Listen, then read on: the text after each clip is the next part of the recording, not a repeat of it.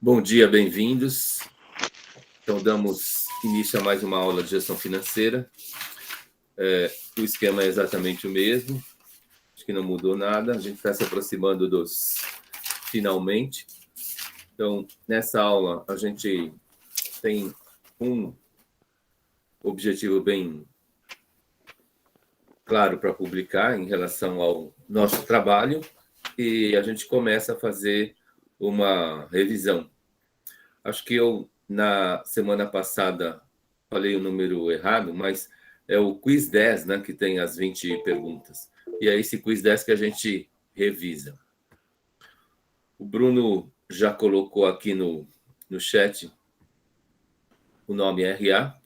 Então, vocês sabem que é dessa forma aí que a gente, agora que começou a gravar, formaliza aí a presença de vocês, né? Então, virando a página aqui.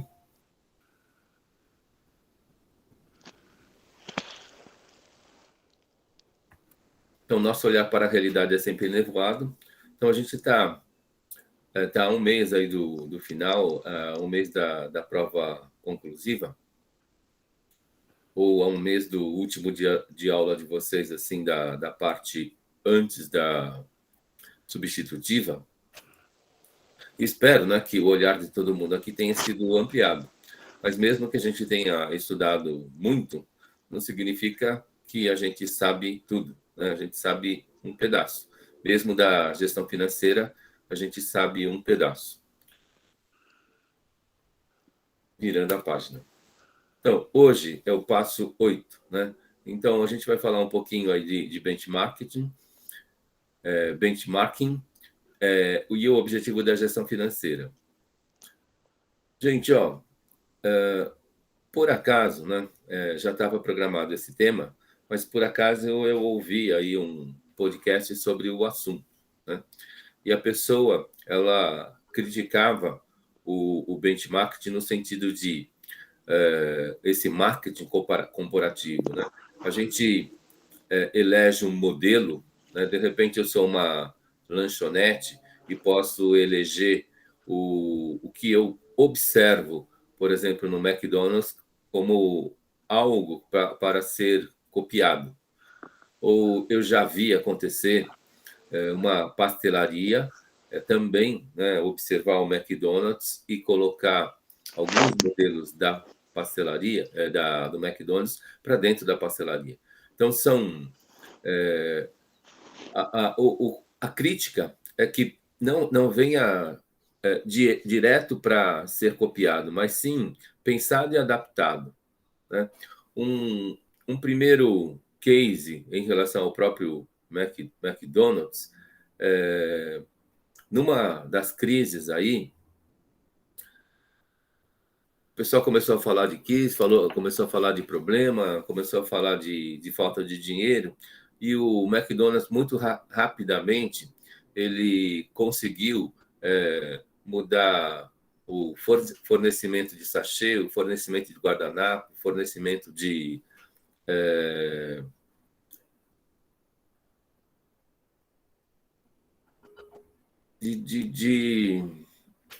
temperos, né, para o trabalho deles.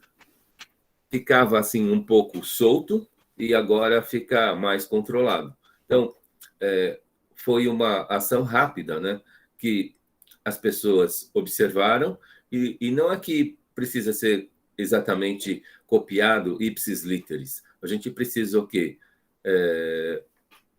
Perceber a ação e ver o que a gente pode fazer assemelhado. Querendo ou não, né? Por exemplo, uma criança nasce e dentro da família, falando do aspecto pessoal, existe aí um endeusamento do pai, um endeusamento da mãe, e aí pai e mãe passam a ser modelos e os filhos, eles querem copiar. Acho que a gente aprende através desses modelos, né? E dentro do mercado corporativo, a gente precisa observar essas ações. E na gestão financeira também. Então, de repente, se eu sei que existe aí uma tendência para um determinado papel, a gente precisa analisar aquele papel e verificar se a gente tem cacife, né, para poder participar daquele projeto ou não. Então, esses modelos, seja em qual segmento for, qual área for, é necessário que a gente os tenha, mas não é simplesmente copiar sem pensar, né? As mulheres fazem muito isso no mundo da moda, e acho que os homens também deveriam fazer, né? Porque, de repente, vendo agora os desfiles dos modelos nas próximas temporadas, existem observações a fazer. Um aspecto que algumas pessoas falam assim, mas aqueles modelos lá são muito avançados aí para a nossa situação. Mas, por exemplo, um detalhe que pode ser observado num desfile de moda é uma questão de cor. Qual é a cor da próxima temporada? Qual é a cor da próxima estação?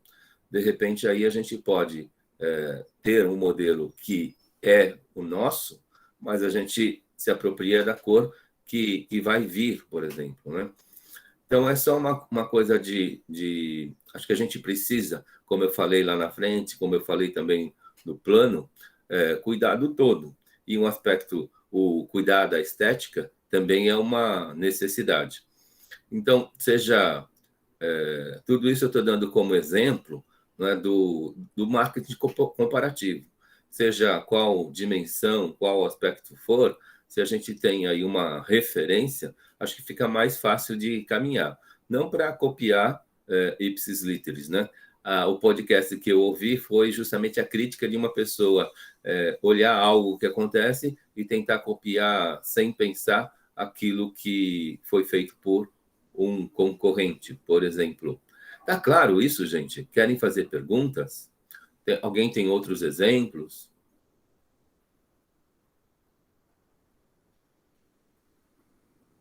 Para mim está claro, professor. Bom dia.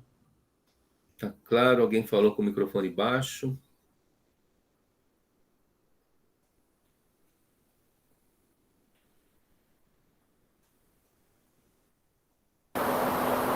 Bom dia, professor. Bom dia a todos. Bom dia, Cleide. Então, eu tinha uma chefe em 2012 e eu admirava muito o jeito dela trabalhar. Então, eu copiei bastante coisa, o lado positivo dela, eu copiei.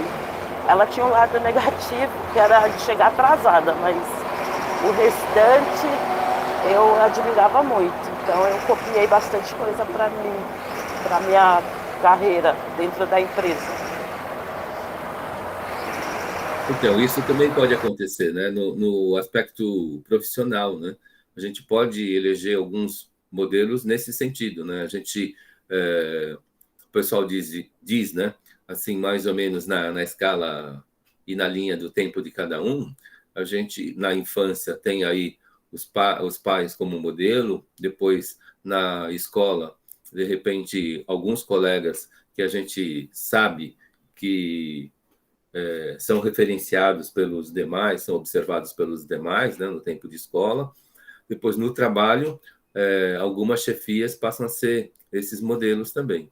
Então, no aspecto pessoal, pode, e isso deve ser observado. E é legal que a Cleide fala, e eu gosto, né, que a gente trabalhe a mudança de cultura. Tem algumas pessoas que acham que o atraso não é defeito, mas, no meu ponto de vista, é um defeito. E aí, no caso, a gente precisa corrigir isso, né? Quando eu coloco no nosso contrato pedagógico que a primeira cláusula é respeito, se de repente eu tivesse sempre chegando atrasado aqui nessa aula, na minha opinião, seria uma falta de respeito para com vocês, né? Então, o atraso é um defeito. Então, eu acho que não é para ser copiado. Tá certo, professor. Isso deu tão certo para mim, eu acho que na época eu trabalhava nessa empresa, eu trabalhava na cozinha.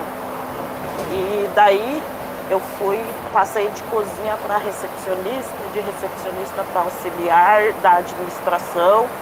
E hoje eu ainda estou na empresa e eu sou chefe do plantão, assim, responsável pelo plantão noturno na empresa que eu trabalho. No caso, é um pronto-socorro. Legal, Cleide. Então, essas observações, elas são importantes, né, para a vida de qualquer profissional, né? Então, bons exemplos, o pessoal diz, passam a ser referência.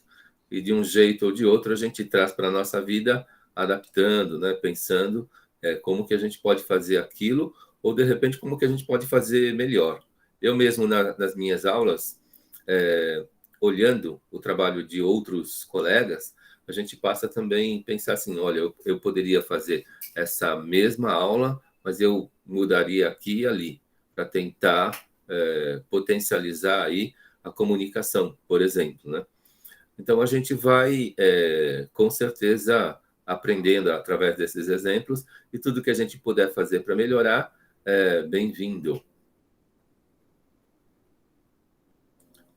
Então, eu vou virar a página aqui, mas se vocês quiserem perguntar algo, seja o que for, e como eu falei, a gente fala agora do objetivo da gestão financeira, e começa a revisão. E o tempo todo vocês podem estar interagindo sem problemas nenhum. Então, eu trouxe uma definição bem simples, mas espero, né, que esse aspecto ele tenha ficado claro aí para todos vocês, né? Camila, bom dia. Mas nesse tempo todo, nesses meses que a gente está junto dentro da gestão financeira, o que a gente vem orientando nesses 8 passos aí? Tem gente que fala que a reserva é para pensar lá na frente, e eu inverti isso, eu trouxe como primeiro passo, né? E são de autor para autor. A questão do objetivo, às vezes eu me pergunto, né, se eu deveria estar colocando ele lá na frente, ao invés do que aqui no final. Mas o planejamento invertido é uma metodologia, e a gente pode, para alguns casos, né, inverter a situação. A gente vai construindo o castelo até vê-lo pronto. Depois, no final, algumas pessoas percebem, poxa, eu estava construindo um castelo. E, de repente, o que acontece? Isso a pessoa percebe próximo do final. Então, é esse o intuito, mas ainda eu não estou seguro que serve para tudo. Acho que não serve para tudo. Então, nesse tempo todo, nesses 8 passos aí, é uma atividade que se dedica para adotar medidas, né, para utilizar melhor os recursos monetários. Tudo que é dinheiro, né, da empresa, do pessoal, e ajudá-lo a atingir a lucratividade. Então, a gente precisa o quê? Estamos numa sociedade capitalista, então o nosso capital, o nosso monetário, ele precisa estar gerando mais capital, mais dinheiro. É essa a ideia, né? Se a gente sai sempre equilibrando o que eu ganho com o que eu gasto, não existe espaço para reserva. E aí a gente não tem que pensar no investimento e na lucratividade. Mas isso é uma cultura que precisa ser abandonada. Então, a gente não pode chegar mais no mês de janeiro e falar que falta dinheiro, que a gente precisa estar correndo para tapar buraco e ficar pagando aí juros bancários, seja de cheque especial, seja de cartão de crédito. A gente precisa estar evitando essa situação, porque juros, seja mesmo num consignado, ele não é barato, ele é muito caro em relação a investimentos que nós temos aí, né? E a referência primeira é a poupança, que na verdade, recupera uma parte do que a gente vai perder, mas a gente precisa estar descobrindo aí outros papéis e se arriscando. E voltando aí, no caso, os fundos, eles são um bom começo. Eu quero investir em ações. Eu sei que existe lucratividade em ações. Então, procura aí um fundo de ações que tenha uma baixa taxa de administrativa e vocês começam a investir. Os valores para fundos, eles são pequenos e vocês podem diversificar. E, na verdade, por exemplo, com R$ 200 é um número para começar. E se vocês têm R$ 1.000 que vocês conseguiram colocar na reserva, podem dividir isso em 5 pedaços, vai lá para um fundo cambial, vocês estão trabalhando com uma moeda estrangeira. Vocês vão lá para um fundo imobiliário, vocês vão estar começando a compreender o mercado de imóveis, né? Vocês vão aí para um fundo de ações, vocês começam a compreender o fundo de ações. Um fundo de renda fixa, então aí vocês começam a compreender o fundo de renda fixa. E vocês aí, à medida que conseguem se educar para isso, vocês vão potencializando o ganho de vocês. Seja qual for o investimento que vocês escolherem, né? O que acontece? Vocês começam o quê? A capitalizar aquilo que vocês têm. Agora, se vocês equilibrarem a despesa com o que vocês ganham, então nunca existe espaço para reserva, nunca existe dinheiro guardado e nas situações aí de emergência, vocês vão estar descobertos. E aí a situação é muito pior, né? Para um pai de família, pensando no pessoal, ele, no mínimo, aí afeta a esposa. Mas, na verdade, pode estar afetando a educação dos filhos e isso, mal planejado, pode trazer consequências tristes que a gente precisa cuidar. Então, é melhor que a gente se eduque financeiramente do que ficar correndo atrás aí da cobertura de caixa. Essa história que muitos brasileiros faltam, né? Está faltando mês para o meu salário.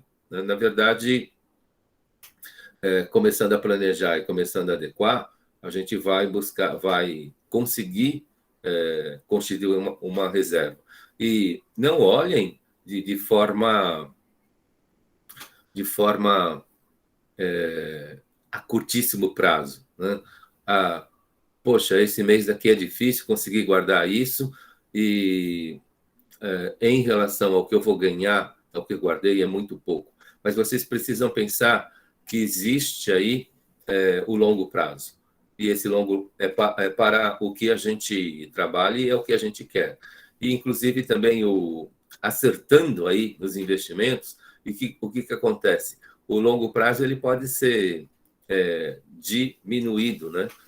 E vamos pensar assim, quero qualidade de vida. Isso pode ser um objetivo. Na minha qualidade de vida, eu preciso ter aí espaço para lazer, espaço para uma gastronomia, eu preciso ter espaço para poder fazer os meus exercícios, o espaço para curtir a minha família, né?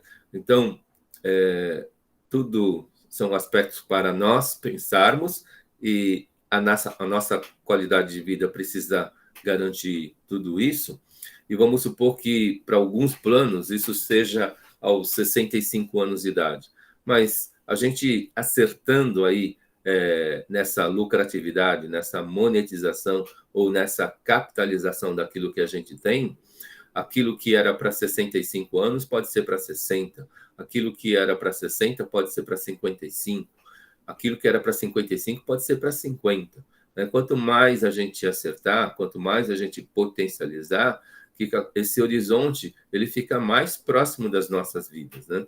E se a gente cuida disso, e é possível cuidar, como tem acontecido aqui nesse exemplo da pandemia, vocês podem ter certeza que tem pessoas que estão conseguindo se capitalizar, apesar da crise. O que acontece? Se enxerga melhor as oportunidades, se enxerga melhor as ações e reações que são necessárias fazer. Então, isso tudo são coisas que a gente precisa estar se adequando. Então, se se eu quero essa lucratividade, se eu quero essa reserva, se eu quero ter aí um patrimônio, então eu preciso estar gerindo aí o meu fluxo de caixa, tudo que eu ganho, tudo que eu gasto, e a gente vai se adequando para que essa reserva ela seja constituída. E como o Mauro Halfeld fala, né, na verdade, fazer o dinheiro trabalhar para nós, e não nós trabalharmos pelo dinheiro. E, bem aplicado, vocês vão perceber que o que acontece? O dinheiro está trabalhando para nós, e não o contrário. Então, acho que esse é o grande objetivo, né? Fazer com que o capital trabalhe para nós, que essa lucratividade aconteça. Ninguém está falando que é fácil, né? A gente não tem essa educação de berço, mas a gente pode se reeducar. E nós somos seres humanos e não é a justificativa do erro, mas é a justificativa do acerto. Nós somos seres humanos, então significa que a gente, no próximo passo, a gente pode acertar, né? A gente é ser humano e a gente erra, né? O erro faz parte. Sim, faz parte, mas o aprendizado também faz parte. E na próxima vez, errar menos ou deixar de errar, né? E a gente vai se acertando.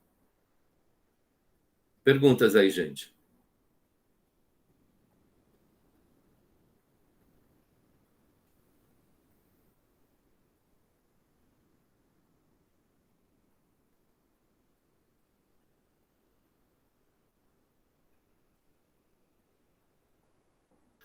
Agora, nesse mês de novembro, mês de dezembro, para quem tem aí carteira assinada, o que acontece? Tem o 13º. E, em tese, ele não deveria estar empenhado, né? Mas agora, vocês podem empenhá-lo numa reserva, uma parte para uma reserva. Essa reserva pode ser a curto prazo para os compromissos de janeiro. Para quem tem carro aí, o IPVA, para quem tem imóvel, o IPTU, né? Para quem tem filhos, o material escolar. Gabriel Vieira, bom dia. Então, são aspectos para se pensar para que a gente não fique de coração acelerado aí no mês de janeiro, que pode ser aí um mês que seja difícil aí para muita gente. É questão de se planejar. Então, para quem não deixou o nome, por favor, aqui no chat, acho que é o Gabriel Vieira, chegou agora, né? Colocar o nome e o RA, por favor. Gente, quanto ao objetivo, praticamente a gente encerra aí o nosso conteúdo. E daqui para frente é só revisão. Perguntem. Se algo não ficou claro.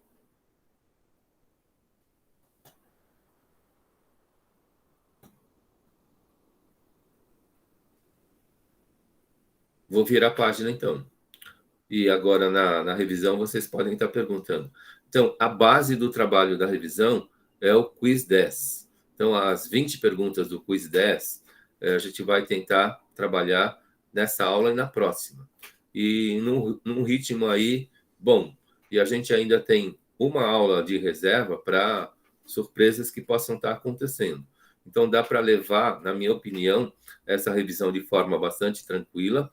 E vocês vão ver aí que não é um bicho de 7 cabeças, não é? Essa base aí é para trabalharmos, construirmos e acho que fica muito fácil de desenvolver. Eu tenho aqui um pedido de desculpas, né? Apesar da idade, eu entrei num novo processo de seleção. Então, um pouco do atraso que ocorreu aí em relação ao quiz da semana passada se deve a essa situação. Então, não deveria ter afetado, né? Mas acho que também chegou num momento que poderia ter acontecido esse atraso do quiz 11, do quiz light, né? Então, eu estou num processo de seleção. Eu fui aprovado na primeira etapa, estou esperando o resultado da segunda etapa, que eu acho que também passei, né? E é um desafio. Se vai vir para potencializar o que eu quero, são outros 500. Mas, havendo essas possibilidades, e acho que eu quero enfrentá-las, né? Eu estava refletindo aí que nessa idade 6.4, na verdade, acho que eu estou no auge. Espero que aos 70 eu fale a mesma coisa, né? Mas agora eu sinto isso, né? Que eu tenho aí toda uma experiência, todo um know-how, toda uma situação que pode potencializar um aprendizado futuro. Não é que eu sei tudo, meu olhar, vocês sabem que é inevoado, mas a gente vai tentando participar. Eu posso trazer uma notícia na semana que vem que, de repente, deu tudo errado, mas não significa que não foi tentado, né? Então, eu estou tentando, sonhando e aspirando coisas melhores. Então, virando a página. Desculpa aí por essa situação aqui, mas acho que é bom para todo mundo. Virando a página. Então, o quiz 10. Primeira pergunta. O que é competência segundo o Perrenot? Essa tá fácil. Acho que todo mundo, nessa altura do campeonato, tem muito claro qual é a resposta, né? Qual que é a alternativa, gente?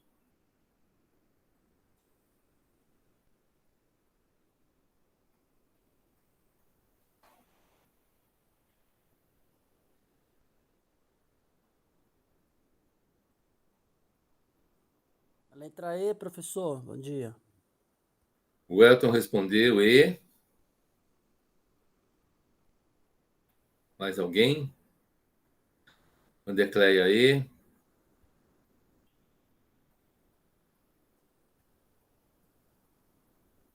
Duas respostas E. É a resposta E, gente, ok? Essa questão de mobilizar recursos.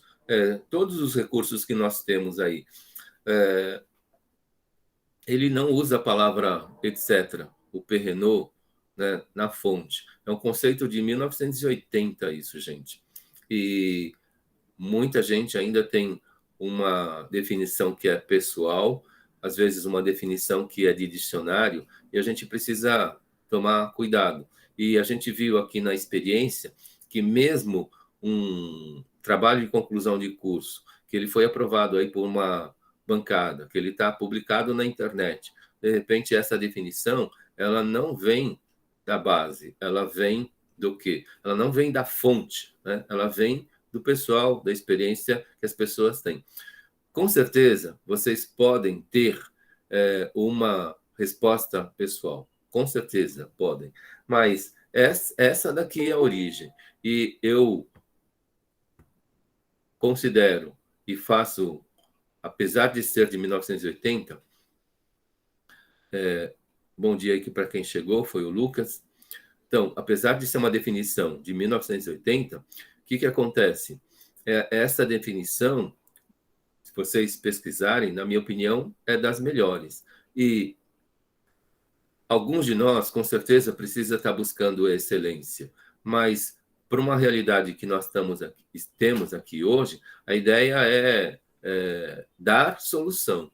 Se a gente consegue dar solução, seja qual caminho for, então isso é muito bom. E aí a gente está sendo competente, porque a gente mobilizou o que a gente tinha, não é? E não é ficar reclamando que não tem informação, que não tem conhecimento, mas na verdade, com a informação que eu tenho, com o conhecimento que eu tenho, com os valores que eu tenho, com a atitude que eu tenho, a gente dá solução e a gente resolve a situação. E pode não ser a melhor, mas essa experiência ela vai trazer para nós o quê? Mais de uma solução, mais de uma opção, e a gente pode estar construindo aí melhor as nossas ações. Então, eu espero que vocês, né, eu bato nessa tecla desde das primeiras aulas, para que vocês realmente estejam construindo competência na vida de vocês, né, para que vocês possam estar levando isso para o pessoal, para o profissional. Não é só ficar olhando o problema.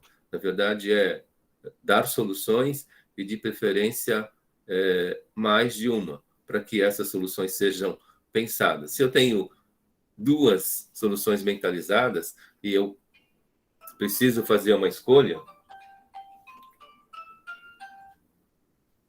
aí a gente precisa fazer uma escolha, o que acontece? Nessa escolha, se eu tenho duas soluções, na verdade, a gente vai tentar sempre escolher a melhor. Então, essa é a ideia. Então, falando agora na prova, né? Então, a gente tem lá 10 questões, 7 objetivas. Essas 7 objetivas aí, acho que todo mundo vai acertar. Virando a página. Para que a maioria das vezes utilizamos a representação percentual?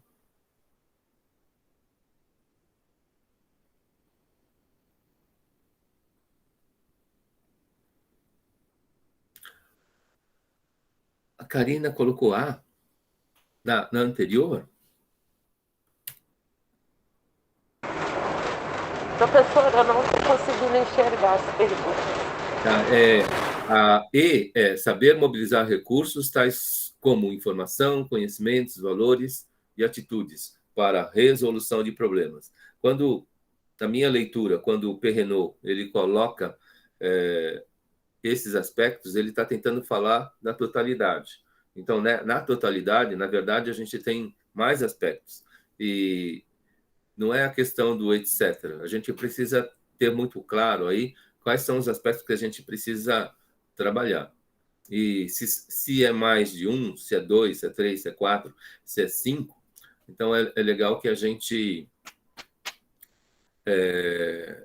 trabalhe, né? Todos. Então, alternativa E na competência segundo Perrenot. Isso, eu coloquei aí, professora, era da outra resposta que eu coloquei a da Tá. 2. Aqui na 2, ok. Na 2, para que, na maioria das vezes, utilizamos a representação percentual. A Karina, então, tem uma resposta. Qual que é a resposta, gente? A B, professor.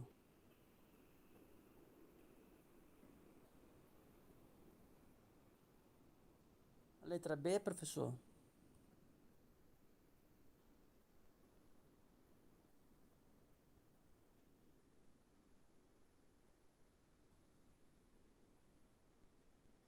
Tem alguém que está com o microfone muito baixo. Alguém respondeu no áudio, mas eu não ouvi. Professor, é a B? B de bola? B de bola. 3 respostas A, uma resposta B.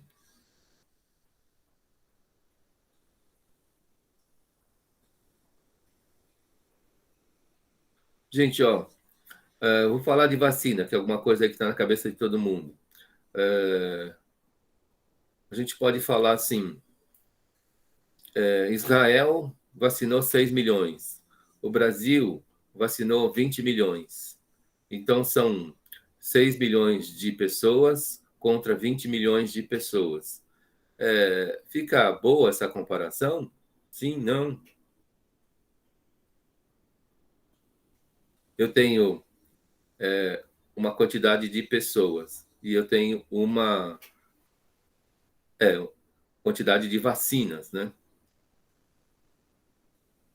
Quando eu coloco a porcentagem, aí falando desse mesmo exemplo, 6 milhões em Israel, então ele está lá próximo de 80%. E a gente fala de 20 milhões Brasil, está aí próximo de 9%. O que a gente fez aí? Comparação de grandezas. Exatamente, a gente comparou. Então, basicamente, é para facilitar comparações. A alternativa C de casa. Eita, professor, pois ficou confuso, porque a gente já tinha visto essa resposta antes, mas era para facilitar grandezas percentuais. E, bom, para mim ficou meio confuso, na verdade. Para mim também ficou. Eu também fiquei entre A e a C. Mas como porque tinha a resposta estava meio mista. Certo. Então, porcentagem é uma grandeza percentual. Então, a gente representa a grandeza percentual. Mas quando a gente fala que a gente representa em porcentagem na A, a gente não está dando o quê? A utilidade, né? Então, representei um número em porcentagem, né, para representar uma grandeza percentual. Agora, qual a utilidade disso? Por que a gente usa, ou por que o mundo usa? Não é? Então, é para facilitar a comparação. Então, eu não posso estar comparando 6 milhões com 20 milhões e achando que eu tenho uma referência. E falar assim, nossa, a gente vacinou mais de 3 vezes mais que Israel. Isso, para alguns meios de comunicação, aconteceu nesse recorte que eu dei, né? Brasil, 20 milhões, Israel, 6 milhões. E a comparação aí, ela não valeu. Eu tenho valores absolutos de vacina e de pessoas, mas não facilitou a comparação, complicou. Agora, se a gente sabe que 6 milhões aí está próximo de 80% da população de Israel e 20 milhões está próximo de 10% da população do Brasil, então quem é que vacinou mais? Então a gente compara melhor. Então a porcentagem é base 100, a gente pode às vezes não facilitar com o uso de porcentagem, a gente pode não facilitar a leitura dos relatórios. E também não é a ideia de complicar, né? Então, a gente quer realmente facilitar comparações. O representar grandezas percentuais não dá a ideia de qual é a utilidade da porcentagem, que é a alternativa A que vocês colocaram. E por que termos representação na base 100? Se eu já tenho uma representação em valores absolutos ou em outras escalas. No caso, a porcentagem, ela facilita comparações, ela dá uma ideia melhor. Falando de comissão, uma pessoa ganhou 6 mil, outra pessoa ganhou 2 mil de comissão. Mas, de repente, dependendo do lugar, 6 mil foi 1%, e 2 mil, de repente, foi 10% de comissão. Então, aquele que tem a oportunidade de ganhar 10% de comissão, se ele conseguir trabalhar uma base maior, um valor absoluto maior, ele vai ganhar mais. Então, a ideia é comparar 2 mil e 6 mil ajuda pouco. Agora, comparar 10% e 1% fica mais fácil, né? E mais entendível. A gente precisa sempre estar colocando num contexto. Então, a resposta certa é ser de casa. Clareou aí, gente?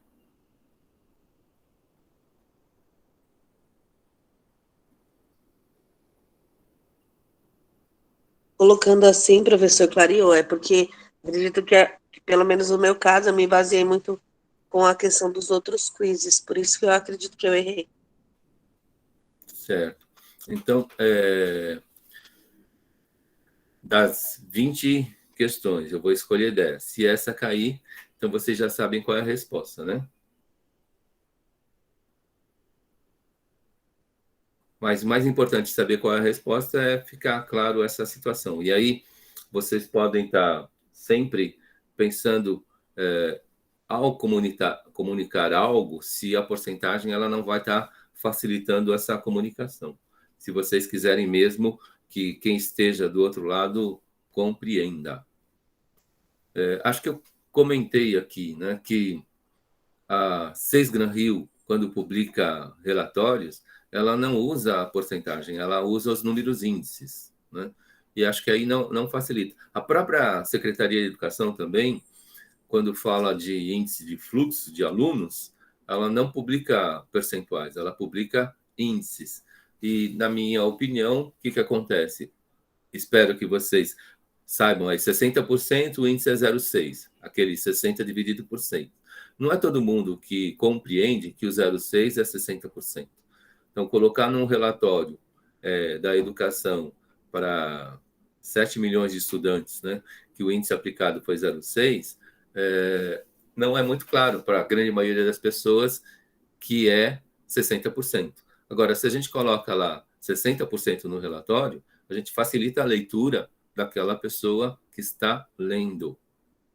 Entre 0,6% e 60%, o 60% é mais claro.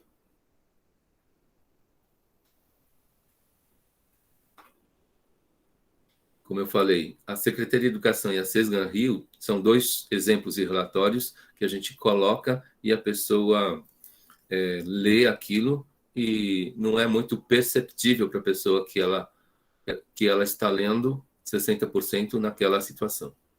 Virando a página. Questão 3. Hoje eu programei 12 questões. 12 questões. Se a gente conseguir fazer as 12, muito que bem. Mas se não, a gente tem tempo. Porque o mercado financeiro ainda utiliza juros simples.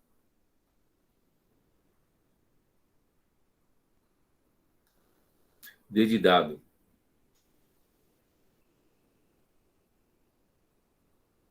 Mais alguém?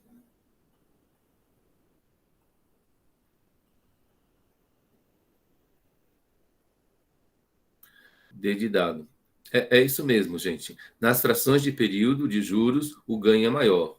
Então, se eu tenho uma taxa que é mensal e eu cobro um dia, é melhor cobrar esse um dia no regime simples do que no regime composto. O ganho é maior. Se eu tenho uma taxa que é bimestral e eu cobro um mês, então, se eu cobrar no regime de juros simples, é melhor. E eu acho que é uma questão de facilitar o trabalho dos brasileiros. Mas, como eu falei para vocês, lá nos Estados Unidos, todo contrato é híbrido. Ele tem aí uma parte em dias e uma parte em períodos completos. Não é um contrato desses de consignado que a gente tem. O início do contrato, até a data da promessa de pagamento, é alguns dias. Eu quero que vence todo dia 10. Hoje é dia 4. Então, eu tenho o crédito meu consignado hoje e vou pagar a primeira parcela no dia 10, por exemplo, ou no dia... Não, no dia 10, né? Por exemplo, combinei o dia 10. Então, do dia 4 ao dia 10, eu tenho 6 dias. Esses 6 dias eu não cobro a juros compostos, eu cobro a juros simples lá nos Estados Unidos. Aqui no Brasil, eles fazem tudo juros compostos para facilitar o sistema. Mas o sistema ele poderia estar sendo programado para ser um contrato híbrido. O ganho é maior, D de dado. Virando a página.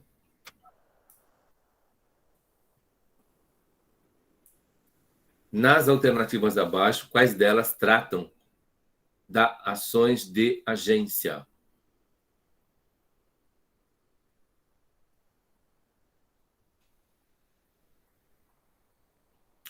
B de bola.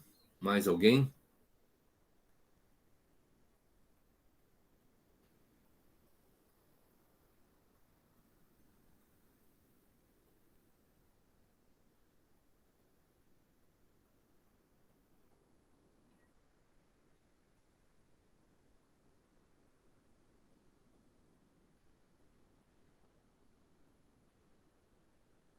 Wilson, B de bola.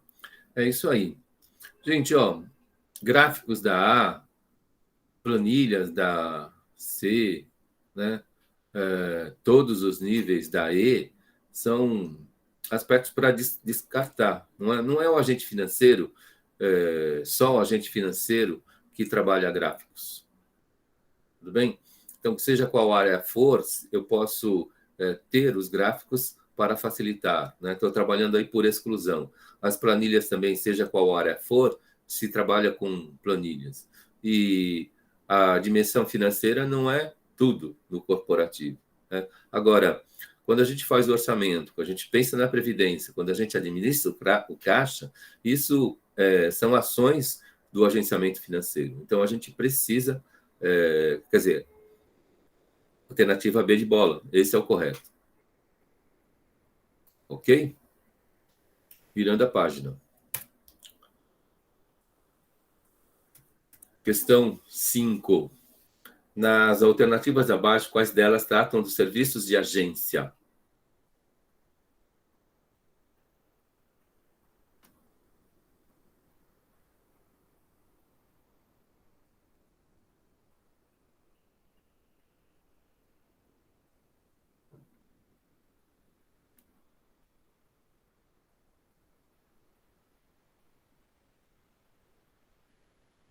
uma resposta.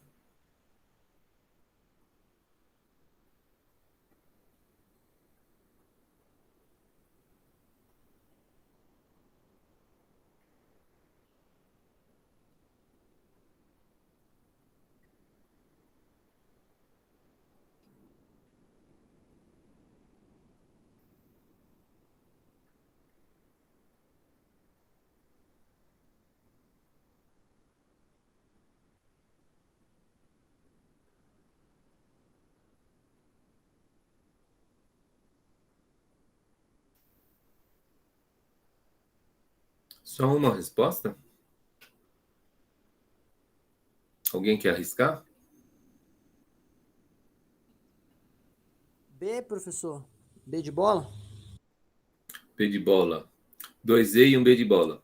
Então, é aí.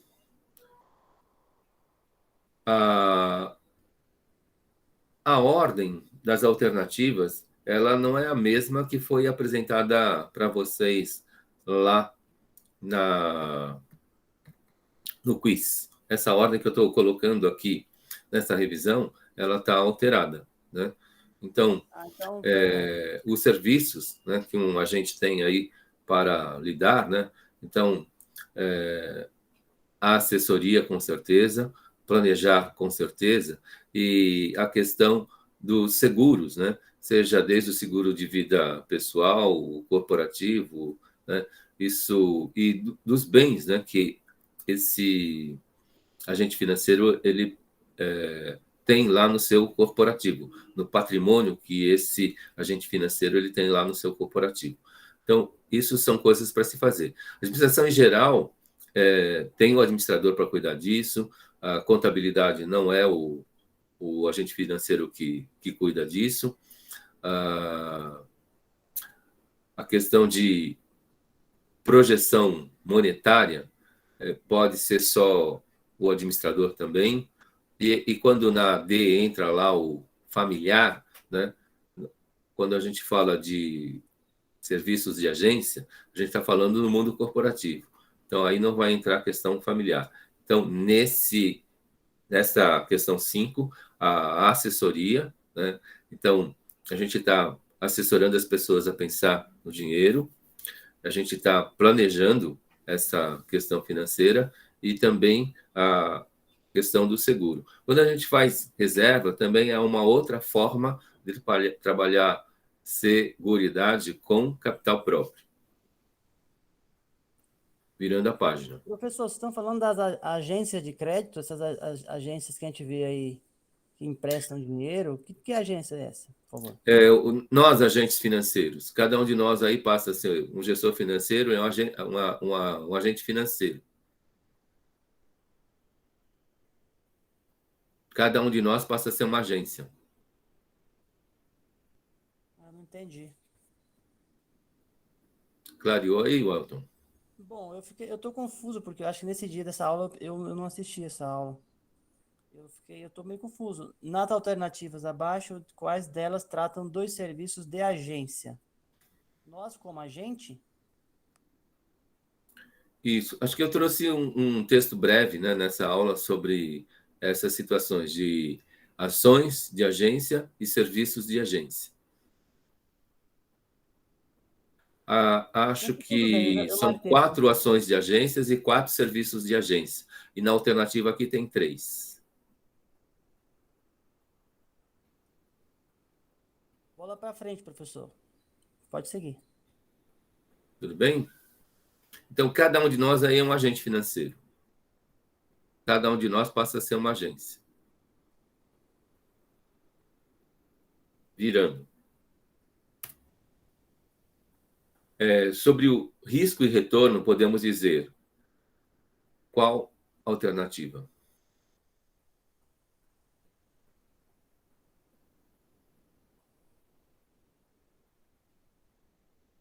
D de dado. D de dado. E.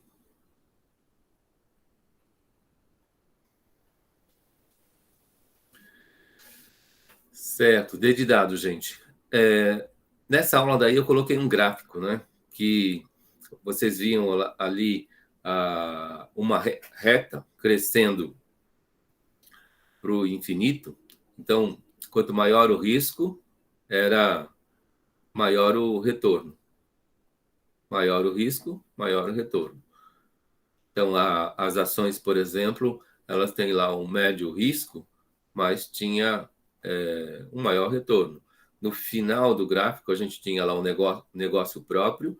O negócio próprio, ele pode dar muito retorno, mas, ao mesmo tempo, ele tem muito risco.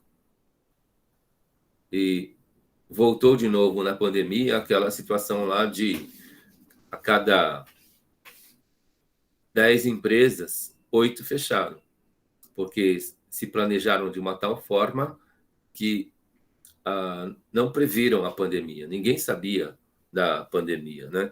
E aí acabei de abrir uma cafeteria, como a gente viu em algumas reportagens. A pandemia aconteceu, a pessoa ela não suporta aquela queda de demanda e ela é obrigada a fechar. E algumas pessoas elas se readequaram, incorporaram a questão do delivery, do café da manhã, né? E começaram a fornecer esse serviço. Então, em vez de o cliente vir até a cafeteria, o café ia até a pessoa. Então, foi uma solução que a pessoa deu para passar por aquela situação. Mas, de novo, ações está no meio do caminho daquele gráfico lá. E tem um risco naquele gráfico médio. Agora, o negócio próprio, ele tem maior retorno, mas o risco é muito maior. Porque as variáveis aí que envolvem o negócio próprio são muito maiores. Então, é a D de dado. Maior o risco, maior o retorno. Virando a página aqui. Sobre liquidez, questão 7. Podemos dizer, qual a alternativa?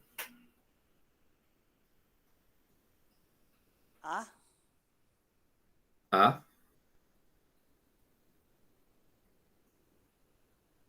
Uma resposta.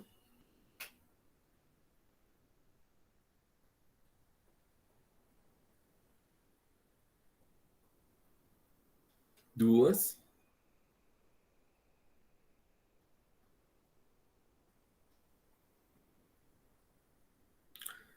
Cleide A também. É isso aí, gente. É a alternativa A, né?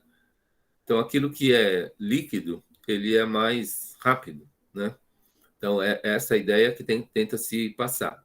Então, se eu tenho um imóvel, né, ele tem baixa liquidez, né? É muito difícil a gente transformar esse imóvel em dinheiro muito rápido, a não ser que seja com prejuízo. E a questão também de um veículo, também transformar esse veículo. Vou vender o meu carro porque eu preciso de dinheiro. Então, essa situação também é mais difícil, a liquidez é menor. Então, a gente também tinha um gráfico lá por exemplo, o câmbio, ele tem uma liquidez melhor, né? O fundo de ações, ele tem uma liquidez de 5 semanas. A poupança tem uma liquidez de 30 dias, né? Se eu transformar uma poupança em dinheiro em menos de 30 dias, eu consigo, mas ao mesmo tempo eu perco o rendimento daquele mês. Tem uma data de aniversário de investimento em poupança, do dia 4. E eu resgato antes dessa data de aniversário, o rendimento daquele período mensal, ele vai para o espaço, né? Então, existe uma perda.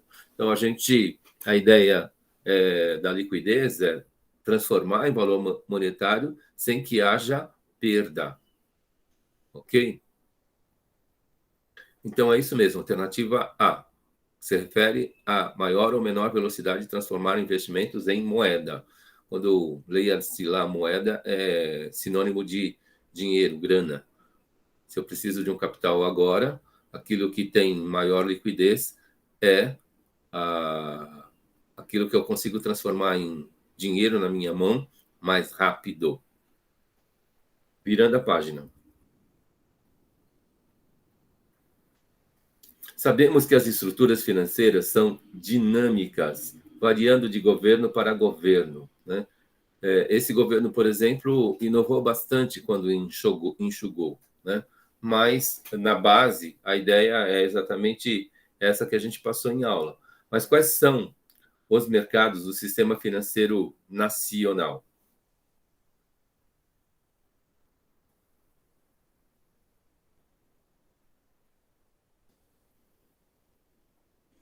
B de bola, professor.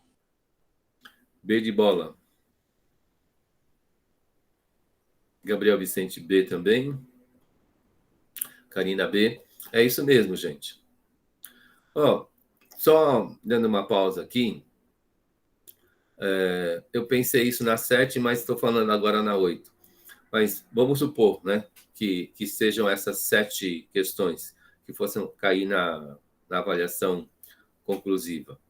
Então, as respostas você já tem. Daí que eu falo que esse 7 está garantido aí para todo mundo. Então, não é um fantasma.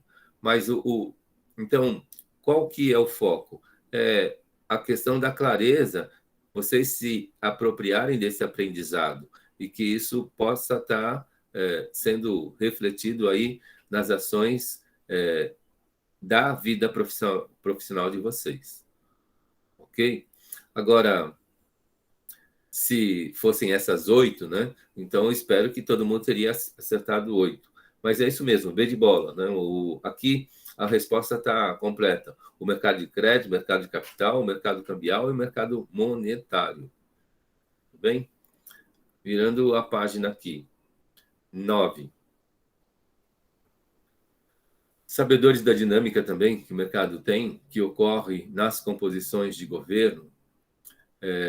Cada governo tem uma forma de lidar. Qual é a constituição mínima do Copom?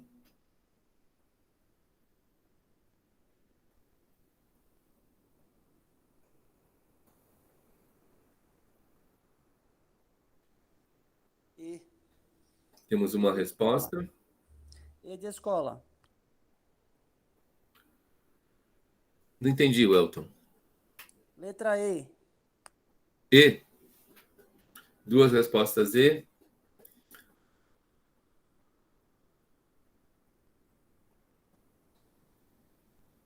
Tá correto. Ministro da área econômica, Banco Central e Comissão de Valores Mobiliários. Então, o Copom ele tem, no mínimo, essa constituição. Ele pode ser mais flexível, pode ter mais participação.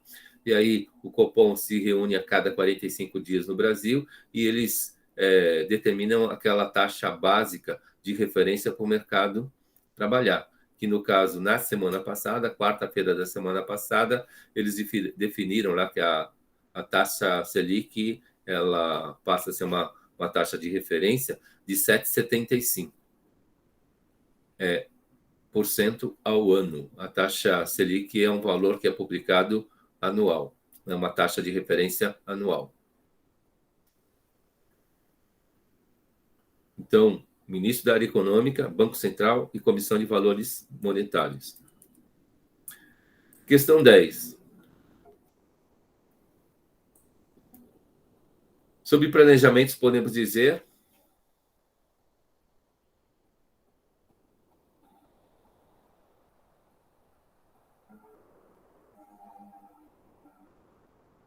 B de bola. B de bola. Estou passando uma moto aqui, Welton, diga. B de bola, professor. B de bola, 2 Bs. É isso mesmo, gente, que é necessário e é importante que tenhamos parâmetro de preferência uma vida inteira, né? Então, eu posso ter um planejamento, sim, para hoje, e que eu vou tentar trabalhar hoje. A gente sabe que tem desvios.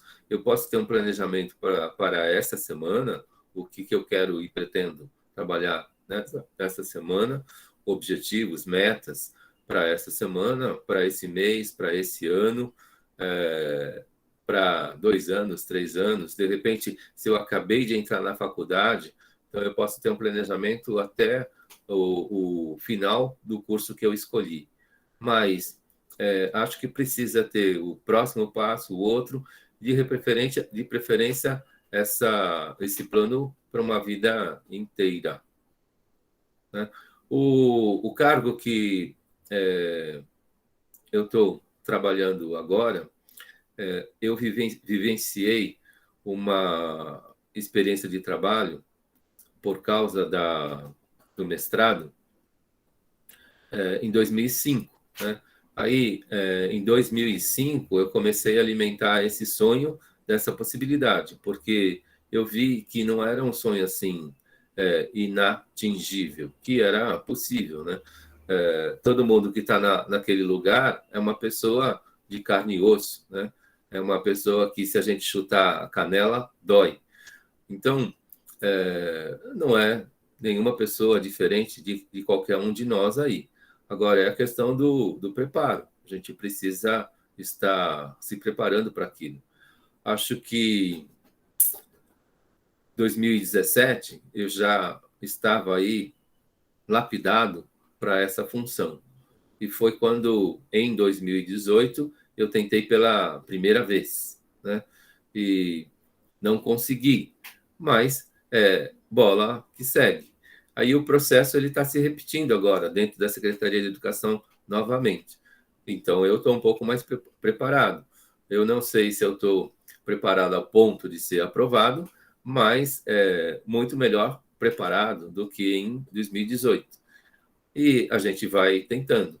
E em relação a ser contributivo e produtivo, se a gente quiser, né, uma pessoa ela pode estar dentro da área da educação contribuindo aí até os 80 anos de idade. Eu tive professores com 78 anos de idade, assim, referência no mercado.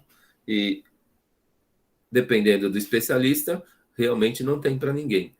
Se a gente olhar aí alguns profissionais, né, por exemplo, o Ziraldo, ele está numa faixa aí próximo de 80 anos. E também dentro do campo de trabalho dele, o Ziraldo é referência, né?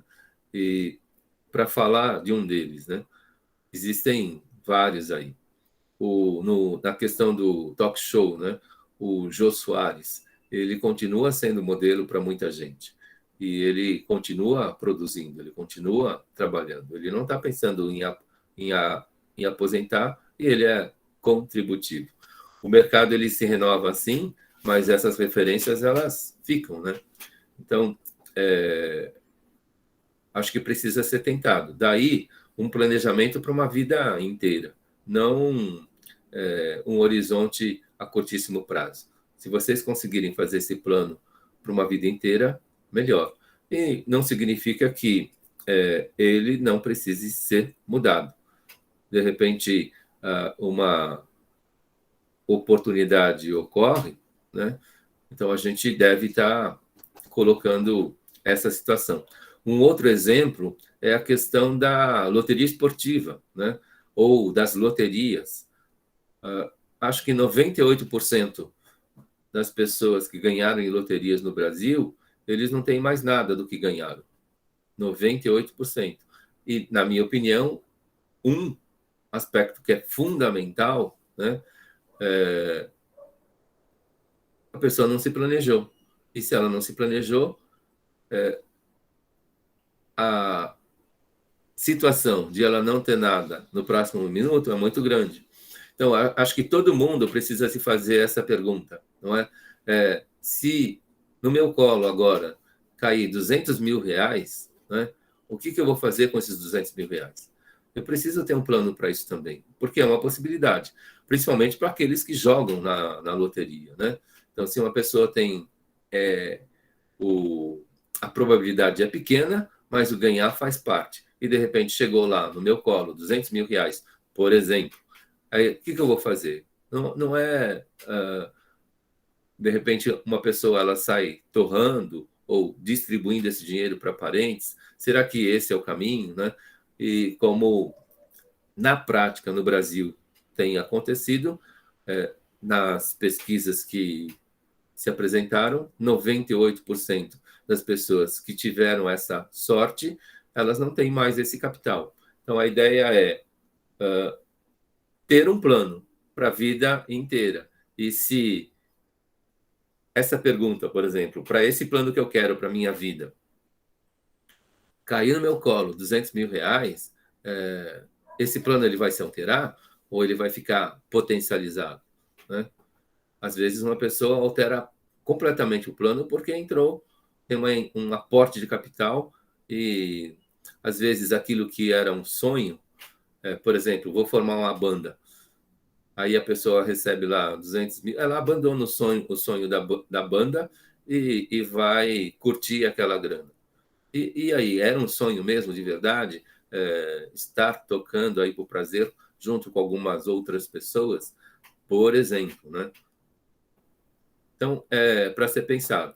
Gente, acho que a gente conseguiu trabalhar 10 questões. Se a gente tivesse mais acelerado, a gente trabalharia do quiz 10 as próximas questões. Elas estavam aqui, a questão 11, a questão 12, mas, como eu falei lá, não temos pressa, temos tempo e dá para trabalhar melhor. Então, a gente deixa essas para a próxima vez e vamos para os finalmente aí. Quem não deixou o nome no chat, deixem, por favor. E a pergunta final aí, como que foi aí esse finalzinho de conteúdo e esse começo de revisão? Como que foi a aula de hoje para vocês?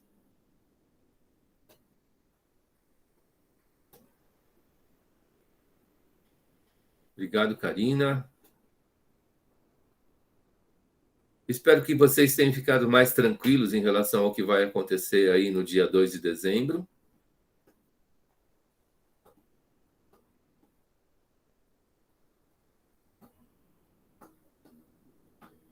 A gente está sobrevoando tudo, quase tudo, né? Toda vez que a gente revisa, não dá para atacar 100%, mas essa forma, ela ataca aquilo que a gente vai trabalhar na conclusiva. Então, eu agradeço aí a participação de todos. Vocês podem criticar, se sintam à vontade aí, e a gente espera que todo mundo esteja muito mais tranquilo. Então, eu estou encerrando a aula. Obrigado pela participação. Interrompendo a gravação.